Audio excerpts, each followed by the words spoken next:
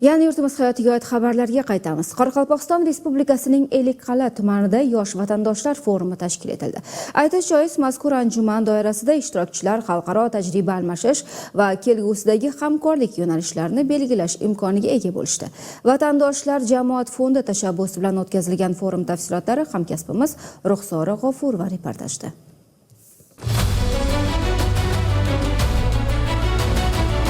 Forum ishtirokchilari Qoraqalpog'istonning Ellikqal'a tuman Bo'ston shahridagi Pedagogika instituti fakultetida bo'lib, xalqimizning sevimli shoiri Muhammad Yusuf byustiga gullar qo'yishib, shoir xotirasiga ehtirom ko'rsatishdi. Shundan so'ng dunyoning ko'plab mamlakatlaridan kelgan yosh vatandoshlar Ellikqal'adagi eng katta turizm kompleksi bo'lish arafasidagi Aqchiko'lga yetib kelishdi. Forum munosabati bilan Aqchiko'lda san'at, sport va hunarmandchilik namunalaridan iborat ko'rgazma tashkil etildi. Eng iqtidorli yoshlar xorijda o'qiyotgan tengdoshlari, opa va akalarini mana shunday kayfiyatda qarshi olishdi. Vatandoshlar jamoat fondi tomonidan tashkil etilgan forum ishtirokchilari bu yerda ilk manzarali daraxtlarni ekishdi. Vatandoshlar jamoat fondi tomonidan tashkil etilgan yoshlar forumi bekorga Ellikqal'a tumanidagi Aqchiko'l turizm kompleksida o'tkazilayotgani yo'q. Chunki ayni kunlarda xorijda ishlab yoki ta'lim olayotgan ko'plab yoshlarimiz O'zbekistondagi eng yirik loyihalardan biri bo'lgan Aqchiko'l bilan tanishish imkoniyatiga ega bo'lishdi.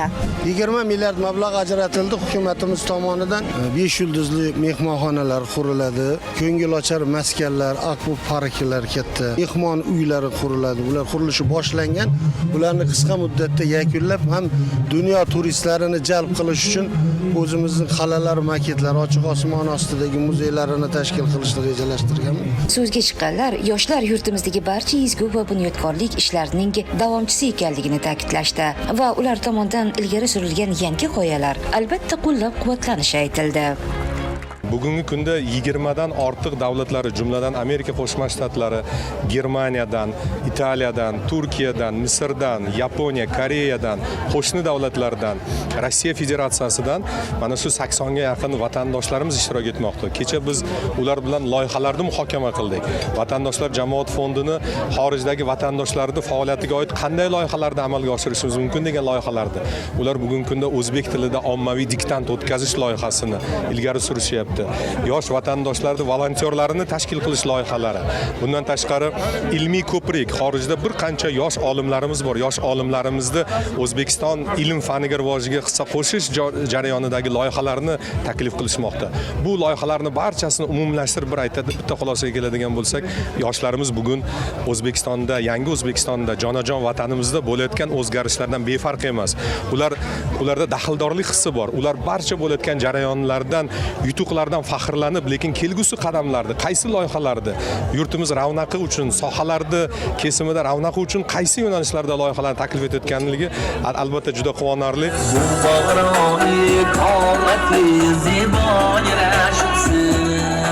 Mana shu vatandoshlarimiz bugungi kunda birgalashib O'zbekiston taraqqiyoti uchun o'z fikrlarini va mulohazalarini bildirishdi va bizni xursand qilgan tomoni shundaki, vatandoshlar jamoat fondi bizni shu fikrlarimizni realizatsiya qilish uchun tayyor ekanliklarini bildirishdi.